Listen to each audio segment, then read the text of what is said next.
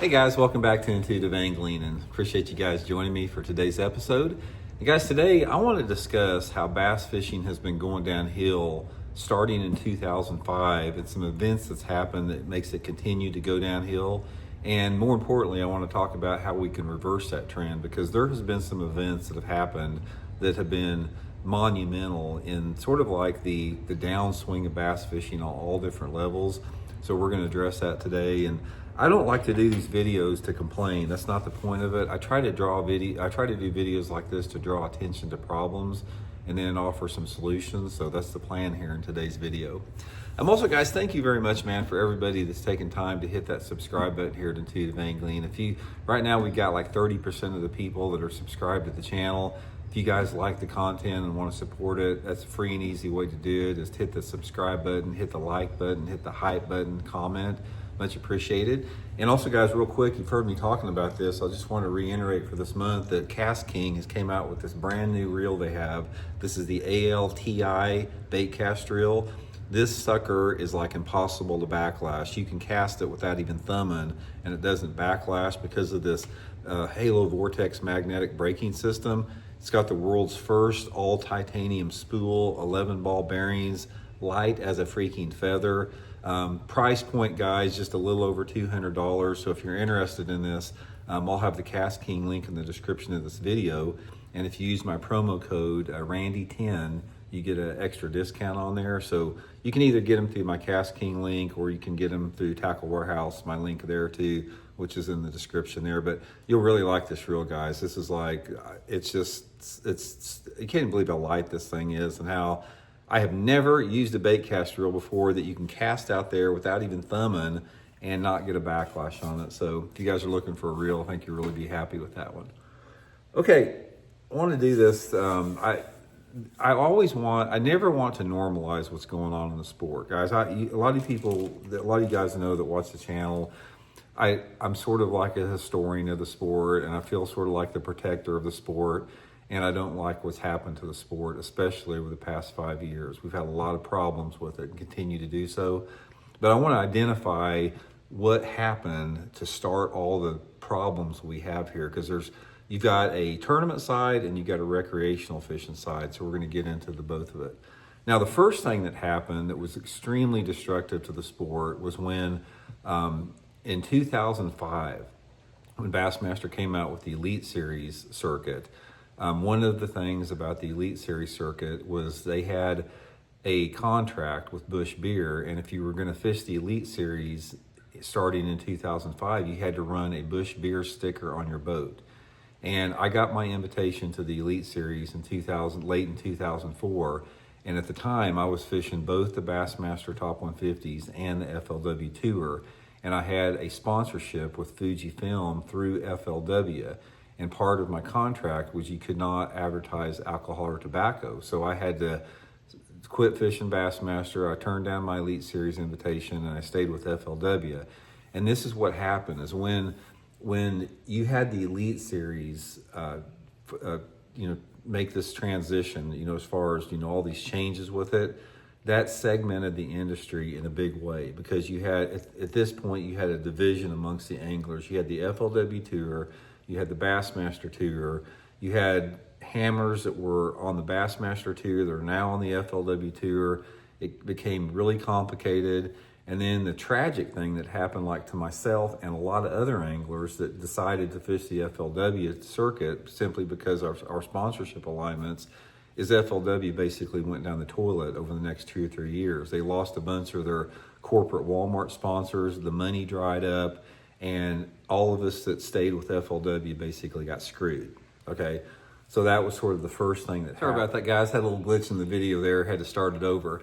Okay, so anyway, what happened is once this stock market crash took place in 2008, these companies, they cut back all their marketing budgets, and they just, dried it up, basically. They got rid of a bunch of people. A lot of the guys that were getting paid from companies, they got their compensation removed, or they got it drastically reduced. And then once the economy started to improve, like in 2009, 2011, 2012, along there, these companies, they had no incentive on going back to the pre-2008 levels of compensation because they realized that these anglers would do it for less. So the 2008 stock market crash was one of the events that provided the impetus for the really devastating impact it has had on anglers being able to get sponsorships in the sport. And it still remains today. It's never recovered. The best sponsorships times, guys, were back in the late 90s to early 2000s. We're never going to get like that anymore from that situation. So that's another reason. Okay, then during this whole time, in this whole period, like in about 2006, 2008, this is when you first started having the advent of the side imaging and down imaging technology came on the scene, which it transformed the sport in sort of a moderate way. It wasn't anything like now that you see with spotlighting, forward-facing sonar, which we'll get into here in a little bit. But this was the first advancement past basically two-dimensional sonar and basically a basic level of GPS mapping. So what it did, it took the sport to a next level in technological advancement. And once this happened, this is the impetus that started providing sort of like a degradation of the sport, where you started to lose some of the mystery and the magic on a smaller level. It made electronics on your boats a lot more expensive. It made it more expensive to rig your boats out with this. It started influencing tournaments a little bit. People started becoming more reliant on technology, but it never really like caught on in a big way. That was the difference. Some anglers were utilizing it in their tournaments. It made an impact in some of them, but not in a big way in a different lot of ones.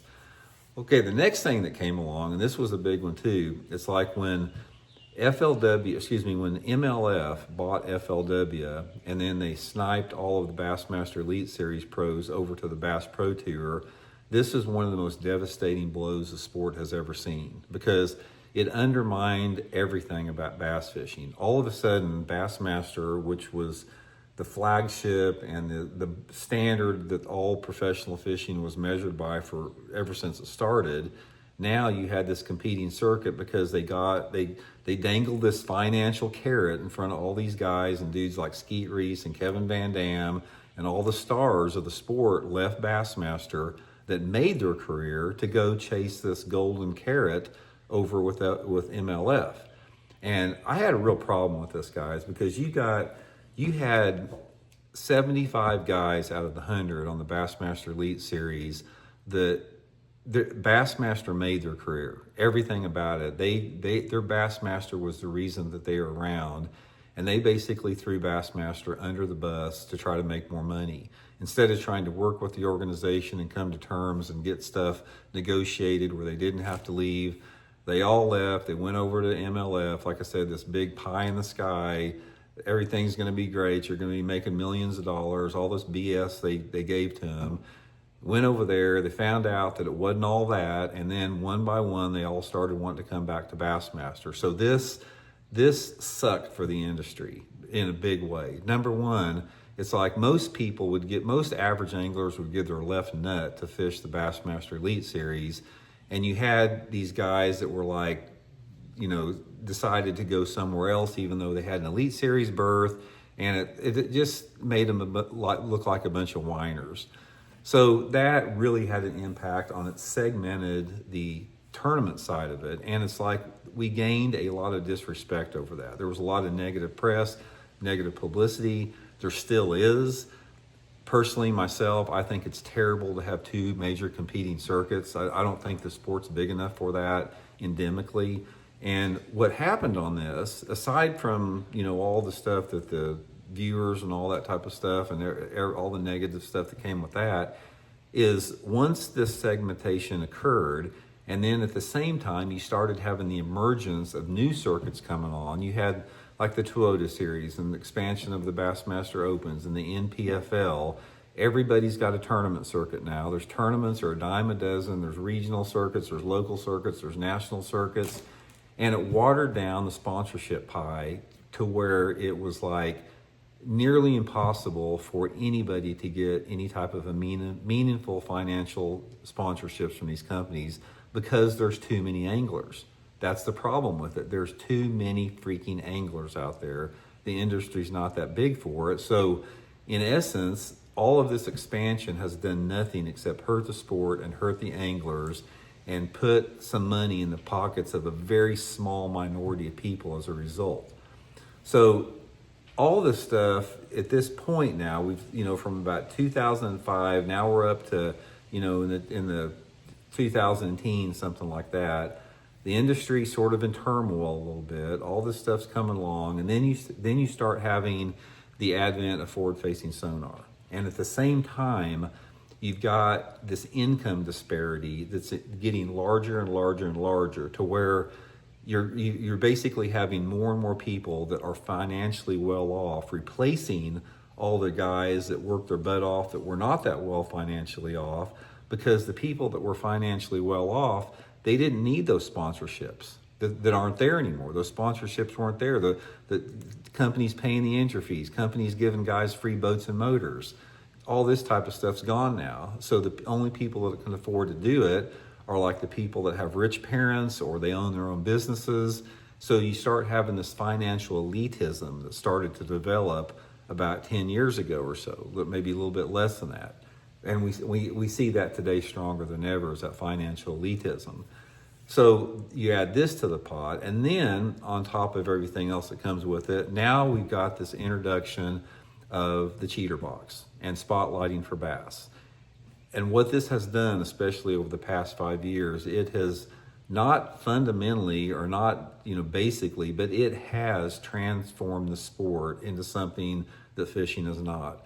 It's created nothing but division. It's created chaos. It's just been nothing but like the worst thing that could ever happen to the sport. It's pissed off the fan base. It's pissed off the consumers that buy products. It's harmed the fishing tackle sales. It's taken away the mystery and the magic of fishing.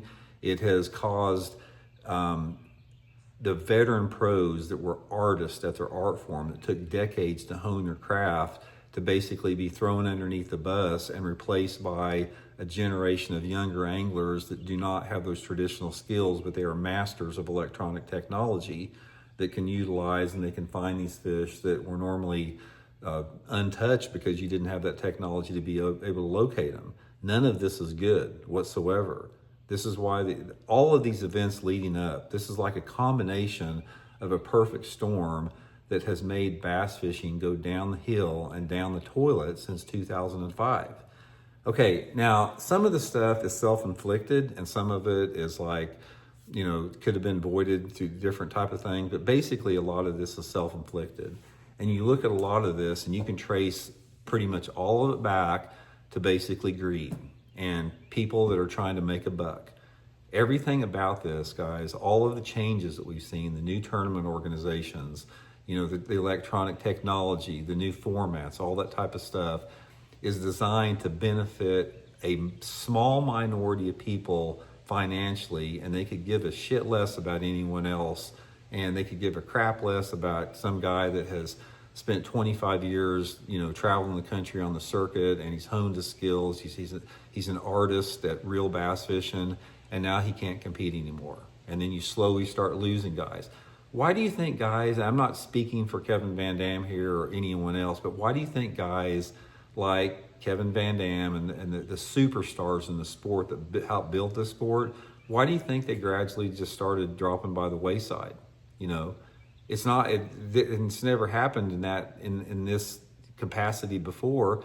That is because those people cannot compete against 20-year-olds that's all they do is stare at that screen. And this has really decimated the sport on a lot of different levels. Okay, so what are we going to do to change this? The problem we have right now, guys, is the tournament organizations, the two major tournament organizations, Bassmaster and MLF. I'm not saying they are all bad and they got a bunch of, just idiots running them, but they have made a lot of very poor decisions. And I don't think anyone can disagree with that. You have got to have people in positions of power within these tournament organizations that are not self-centered and focused on their own pocketbook. Bass fishing tournaments should be a nonprofit organization. There shouldn't be anyone making any money off it except for furthering the sport, furthering conservation programs, allowing people to be competitive, and allowing the anglers that dedicate their lives to be compensated for that. But there shouldn't be anyone making money from that unless you're some type of a tournament angler. And we've never had that before. And that is why the sport of professional bass fishing has never elevated to the level that it could have been, is because of the greed and just people trying to make money. That's all there is to it. Money corrupts everything. It corrupts bass fishing, it corrupts politics, it corrupts business. Money is the freaking root of all evil. And it is. I mean, you can do good things with money, but most people don't. I mean, most people are so self-centered and focused on their own, little part of the world. They don't care about the bigger picture. So the only thing that is going to change this is you've got to have a complete paradigm shift and transformation in the tournament organizations. Because what happens is the tournament organizations affect the recreational fishing. You can't really separate that. Tournament organizations, they set the trend for boats and motors and lures and just a host of different other stuff. And when you have people that are running these tournaments that don't see that, and they're basically in it for their own self-interest, then you see what we have right now. You see the sport has just gone downhill and deteriorated. And unless you were there at the time that it was really great, which was, 80s and 90s, is when the early part of the 2000s, just like up until about 2002, 2003, you don't understand what I'm talking about. The guys that were there understand what I'm talking about. But if you're new to the sport and you were not around and involved in it prior to about 2004 or 2005, you don't know what it was like before. And that's one of the reasons I try to speak out against this. So in a perfect world, guys, if I owned the tournament organizations, we would get rid of all that. I mean, we would get rid of all the technology. We would get rid of all the, like the nepotism. We'd get rid of all of the financial disparity in the sport. We would create a level, equal playing field. We would try to support the industry that supports it. We would support environmental and conservation issues. We would make fishing take fishing, bass fishing, tournament fishing, recreational fishing back to the pure baseline of it's a connection with nature, and you fish to find fish, and you keep the magic and the unknown and the imagination in fishing. You don't rob that. And that's the problem we have now, is you've got a bunch of people in charge right now that they have no awareness of what I talk about when I say the mystery and the magic and the unknown of fishing. It goes over their head because they're business people. They don't understand that. A lot of people that are really successful in business, I have found, I've been around a lot of successful people in business, guys, and they do not equate, and listen to me on this, do not equate intelligence with somebody's ability to make money. There's no relationship to that whatsoever. Somebody can be really good at making money and by working the system and however they do it, and they can be completely ignorant to other realities of life. And we have that right now a lot in the tournament world. And until we get into a situation where the conservation and the environment are put at the number one priority in bass fishing, the purity of the sport remains unquestioned, and you have this simplicity that is all-inclusive to people, where you don't have this financial disparity, and fishing has not become a financial elitist sport with $150,000 bass boats and $6,000 entry fees for tournaments and all this stuff that we're involved with right now. It's never going to get good again. So that's what's happened. I mean, that's one of the reasons. And again, I can't stress the fact enough that it's hard to understand what I'm talking about unless you lived it before, unless you lived through the period that I did, where you didn't have as many people on the water. The lakes weren't crowded. You didn't have as many tournaments. You didn't have as many tournaments going on the lake. The fishing was better. Everything was simple. Everything was more affordable.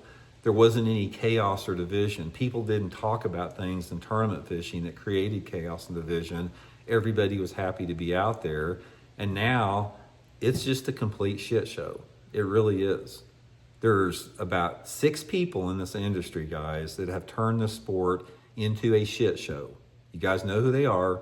It's fairly obvious that it is. And until we can transcend that and again have this paradigm shift where we start thinking about the big picture and the future of the sport and what we're going to hand off to the next generation and become more all-inclusive and, get away from this elitism that we've created in the sport, it's never going to get any better. So anyway, guys, appreciate you tuning in. Shoot me some comments. Let me know what you think.